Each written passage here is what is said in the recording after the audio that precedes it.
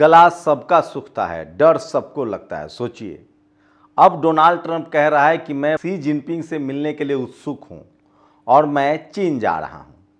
दरअसल अमेरिका को पता है कि ईरान के साथ इस पूरे खेल में चीन की बड़ी भूमिका है। वहीं पाकिस्तान के बारे में एक बड़ा खुलासा हुआ है। डोनाल्ड ट्रंप ने कहा है कि मैंने अपने 6 बड़े जहाज पाकिस्तान का झंडा लगाकर निकाल लिया। ईरान इस पर बौखला गया है कि मेरे साथ ये बड़ा धोखा हुआ है। कहा जा रहा है कि 10 बड़े तेल के जहाज जो है जिस पर पाकिस्तान के झंडे लगे थे वो सब को वापस जाने दिया गया जल डमरू मध्य से, होर्मुज स्ट्रीट से। उसके बाद उसमें से 6 जहाज पाकिस्तान ने अमेरिका भेज दिया जिस पर क्रूड ऑयल तेल लदे थे, नहीं तो तेल की किल्लत अमेरिका में भी होने वाली थी। ईरान इस पर इस कदर खफा है कि क्या पता कि अगला मिसाइल पाकिस्तान पर चल जाए। इतना ही नहीं, होर्मुज स्ट्रीट को लेकर ईरान ने साफ कह दिया है कि वो किसी को नहीं रोक रहा है, लेकिन हर उस देश की निगरानी कर रहा है जो देश अमेरिका और इजराइल की मदद कर रहा है। मतलब साफ है कि ईरान कोई समझौता करने के लिए तैयार नहीं है। ईरान ने कहा है कि अमेरिका और इजराइल से कोई बातचीत नहीं हो सकती है, कोई समझौता नहीं हो सकता है। इन दोनों को सिर्फ एक ही भाषा समझ में आती है और वो है युद्ध की भाषा। नमस्कार, मैं शंभू कुमार सिंह और आप देख रहे हैं नेशनल दस्तक। 28 दिनों से ये युद्ध चल रहा है। अमेरिका पीछे हट गया है। अमेरिका ने इस युद्ध से अपने आप को बाहर निकाल लिया है, लेकिन उसके बावजूद अब वो सिर्फ खाड़ी देशों में अपने अड्डे बचाने में लगा हुआ है। लेकिन क्या खाड़ी देशों में उसका अड्डा बचेगा? कतर ने पहले ही सरेंडर कर दिया है, ओमान पहले ही सरेंडर कर चुका है। अब सिर्फ सऊदी अरेबिया जो है उसकी कोशिश है कि अमेरिका को टिकाए रखा जा सके। लेकिन क्या अमेरिका टिकेगा? और ये संभव है? बिल्कुल संभव नहीं है। ईरान ने साफ कर दिया है कि अमेरिका की कमर तोड़नी है। अगर अमेरिका को हमेशा के लिए शांत रखना है तो उसको आर्थिक चोट देनी पड़ेगी। अमेरिका की ताकत क्या है? खाड़ी देशों में जो तेल का पूरा कारोबार है वो अमेरिका गाइड करता है। सारा तेल का जो धंधा है ना वो डॉलर में होता है और वही अब अमेरिका के हाथ से छूट चुका है। अमेरिका के हाथ के पास कुछ नहीं है, न पैर के पास कुछ है। कहाँ चला था वो ईरान पर कब्जा करने? कहाँ वो समय समय पर दुनिया के देशों को धमकाता था, लेकिन अब लेने के देने पर गए हैं। अब अमेरिका कहीं का नहीं रहा। दुनिया उस पर हंस रही है। सोचिए, अमेरिका को पाकिस्तान का सहारा लेना पड़ रहा है, वो भी झूठ बोलकर। दरअसल ईरान ने कहा था कि हम रसिया, चाइना, भारत, इराक और पाकिस्तान को अपने जो जहाज हैं वो होर्मुज स्ट्रीट से ले जाने देंगे।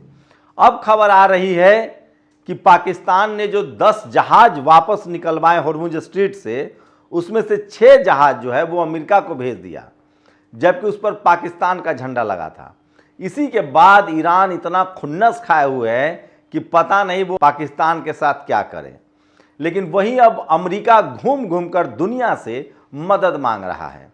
पहले ही उसने यूरोप से मदद मांगी थी, नाटो से मदद मांगी थी। नाटो ने बिल्कुल मदद नहीं की, कह दिया कि हम इस युद्ध में नहीं जाएंगे। कौन जाएगा? ईरान के पास इतने मिसाइलों का जखीरा है कि युद्ध के 28 दिन बाद भी 10,000 मिसाइल भी नहीं खत्म हुए हैं। कहाँ 2.5 लाख मिसाइल की बात है। रूस ने कहा है कि ईरान के पास ऐसी मिसाइल है जो अमेरिका के पास भी नहीं है, और अगर उस मिसाइल से हमला हुआ तो दुनिया दंग रह जाएगी। दुनिया में किसी को उम्मीद नहीं है कि ईरान के पास क्या क्या हथियार है। और अमेरिका को अब डर सता रहा है कि क्या ईरान के पास ऐसी मिसाइल है जिसकी रीच हमेशा हमारे देश तक है। दरअसल अब अमेरिका की कोशिश है कि जो सैटेलाइट का पूरी जानकारी जो है जो ईरान को मिल रही है, और ईरान जो मिसाइल ऑन एयर एकदम जो रियल टाइम में मार रहा है, इसके पीछे चीन का हाथ है। हाल ही में अभी डोनाल्ड ट्रंप ने युद्ध के शुरुआत में चीन को धमकी दी थी कि हमारी शी जिनपिंग से मुलाकात थी लेकिन हम मुलाकात नहीं करेंगे। अब वही डोनाल्ड ट्रंप कह रहा है कि मैं बहुत उत्सुक हूँ, मैं अप्रैल में शी जिनपिंग से जाकर चीन में मिलना चाहता हूँ, मैं बड़ा उत्सुक हूँ। दरअसल अमेरिका की कोशिश है कि चीन को अपने पाले में लाया जाए, लेकिन चीन बहुत ही शातिर देश है, उसकी पूरी नज़र बिजनेस पर है। तो क्या अमेरिका फिर से चीन के साथ एक समझौता करेगा? कि तुम ताइवान पर कब्जा कर लो और ईरान की मदद मत करो? क्या अमेरिका जो है चीन के साथ ये बिजनेस डील करेगा या समझौता करेगा कि तुमको जिसको कब्जा करना है कर लो, हमें ईरान पर कब्जा करने दो? लेकिन अब ये होने वाला नहीं है, क्योंकि चीन अपने खाड़ी देशों पर जो कंट्रोल अब उसका बढ़ने वाला है वो नहीं छोड़ना चाहता है। और चीन और रूस की दोस्ती दुनिया में अब जग जाहिर है, और उसमें नॉर्थ कोरिया की भी दोस्ती शामिल है, और इन तीनों में एक कॉमन दोस्त है ईरान। वहीं भारत भी ब्रिक्स को लीड कर रहा है। जितना जल्दी हो भारत अमेरिका और इजराइल से अपना पिंड छुड़ा ले उतना बढ़िया है, क्योंकि ब्रिक्स देशों में चीन है, रसिया है, भारत है, ब्राज़ील है और अफ्रीका है। इसका मतलब ये भी एक मजबूत अलायंस है। लेकिन अगर युद्ध के लिहाज से बात करें तो अमेरिका अब तक सब पर दबदबा बनाए रहता था, भारी पड़ता था। लेकिन एक ईरान ने अमेरिका की वो हालत की है जिसके बाद अमेरिका की कोई पूछने वाला नहीं है। अमेरिका के साथ अब कोई देश कोई संबंध नहीं चाहता है। ऐसा लगता है जैसे दुनिया में अब अमेरिका नाम का कोई देश ही नहीं है। कोई केयर नहीं कर रहा। पूरा यूरोप के एक भी देश नहीं कह रहे कि हम अमेरिका के लिए लड़ने जाएंगे। एशिया का अब कोई देश उसकी बात नहीं सुन रहा है। पाकिस्तान को मध्यस्थ बनाना पड़ रहा है। पाकिस्तान के झंडे लगाकर अमेरिका के जहाज निकल रहे और डोनाल्ड ट्रंप सबसे बड़ा हंसी का पात्र बन रहा है। दुनिया उस शख्स का मजाक उड़ा रही है, उस देश की मीडिया भी उस शख्स का मजाक उड़ा रही है। और डोनाल्ड ट्रंप ने यह साबित कर दिया है कि एक बेवकूफ़, सनकी, घमंडी इंसान जो है वो धीरे धीरे कभी ना कभी एक्सपोज हो जाता है। सोचिए, दुनिया में सबसे बड़ी ताकत का दमखम रखने वाला अमेरिका हाशिए पर चला गया है, क्योंकि डोनाल्ड ट्रंप की गलतियों ने उसे हाशिए पर डाल दिया है। अमेरिका की आर्थिक स्थिति चरमराती जा रही है। गैस और तेल के लिए वहाँ भी किल्लत है। अगर पाकिस्तान की आड़ में वो 6 बड़े शिप तेल के न अमेरिका भेजे गए होते। लेकिन ईरान इसका बदला जरूर लेगा, क्योंकि ईरान कुछ भूलता नहीं है। 45 साल से वो अमेरिका के खिलाफ तैयारी कर रहा था। तमाम प्रतिबंधों को झेलते हुए उसने सिर्फ एक चीज़ पर फोकस किया, और वो था विज्ञान, मिसाइल, पढ़ाई।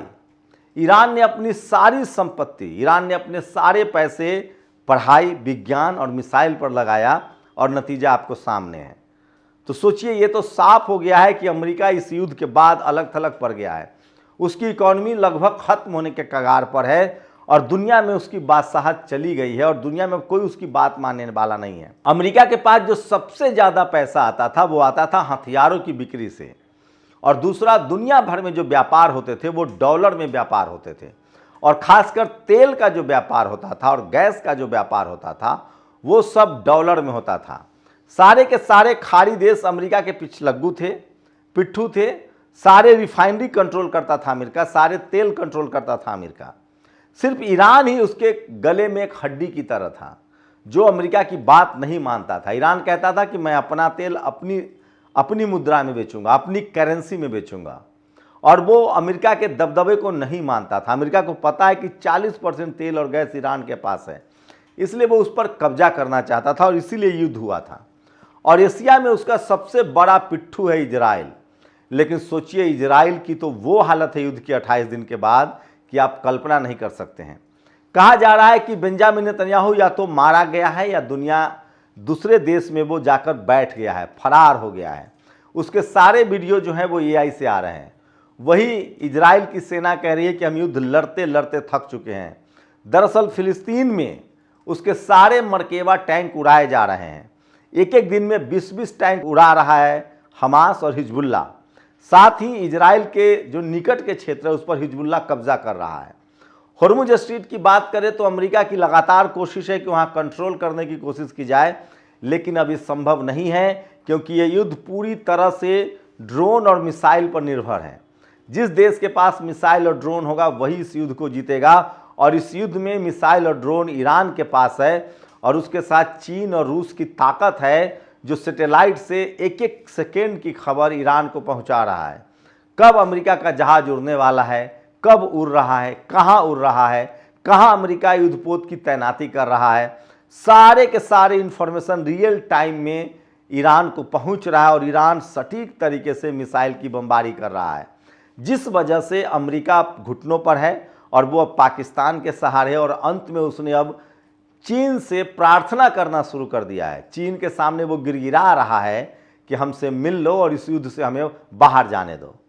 तो सोचिए, अमेरिका इस युद्ध में 27 दिन के ही युद्ध में पूरी तरह से खत्म हो गया है। अब डोनाल्ड ट्रंप के पास कुछ भी नहीं है।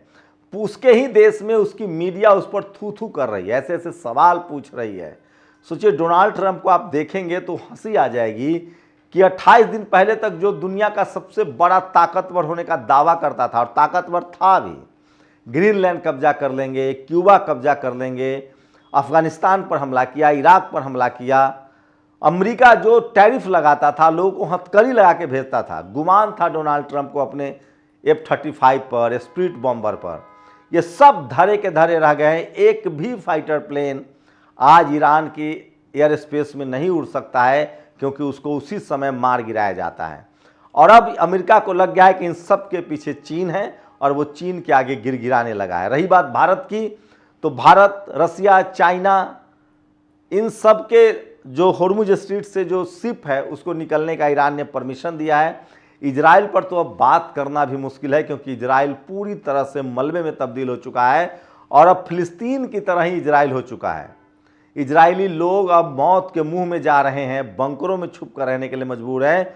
और अगर ये युद्ध नहीं रुका किसी वजह से, दुनिया की कोशिश है कि युद्ध रुक जाए, क्योंकि अभी भी दुनिया भर में यहूदियों का दबदबा तो है। वो लोग अब सक्रिय हो गए हैं यूनाइटेड नेशन से लेकर तमाम जगहों पर कि युद्ध रोका जाए। ईरान की ताकत दुनिया ने देख ली है, अमेरिका घुटनों पर है, और इजराइल के पास अब कुछ नहीं बचा है। लेकिन सवाल है कि क्या हिजबुल्ला, हमास और हुती, जो फिलिस्तीन के लड़ाका है, जो लेबनान का लड़ाका है, जो यमन का लड़ाका है, वो बात मानेगा? वही अब ईरान ने कहा है कि हम अलमंदेब जो रूट है उसको भी बंद करेंगे, जहां से यूरोप गैस जाता है। तो सोचिए, अमेरिका इजराइल की इस कारस्तानी की वजह से अब तेल के भाव जो हैं $35-40 प्रति बैरल से 200 प्रति बैरल हो गया है। रूस जो कल तक कहता था कि हम सब्सिडी दे रहे हैं, हमसे तेल ले जाओ, वो अब तेल और नाइट्रोजन, यहाँ तक कि खाद को भी बैन कर रहा है, और कह रहा है आप सब्सिडी तो दूर की बात है, अब मुंह मांगे दाम पर। तो ईरान जहां दुगने कीमत पर तेल बेच रहा है, वहीं वो उत्पादन भी दुगना कर रहा है। तो इस युद्ध में ईरान का कोई नुकसान नहीं है। साथ ही ईरान एक कानून भी बना रहा है कि होर्मुज स्ट्रीट से जो जहाज जाएगा उसके वो रकम वसूलेगा। तो इस युद्ध में ईरान की बादशाहत कायम हो गई है। इस युद्ध में इजराइल नक्शे से ख़त्म हो रहा है, और इस युद्ध में अमेरिका ने खाड़ी देशों में अपना कंट्रोल गंवा दिया है। एशिया से उसके पैर उखड़ गए हैं।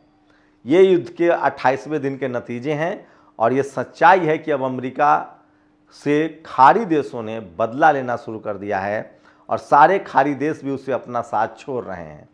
साथ ही ईरान जो है वो नया ताकतवर देश बनकर उभरा है। लगातार कोशिश के बाद इजराइल ने तुर्की पर भी हमले किए, खाड़ी देशों के रिहायशी पर भी हमले किए कि मुस्लिम देश जो हैं, जो इस्लामिक देश है, वो हमला कर दे ईरान पर, लेकिन अब तक ऐसा नहीं हुआ है।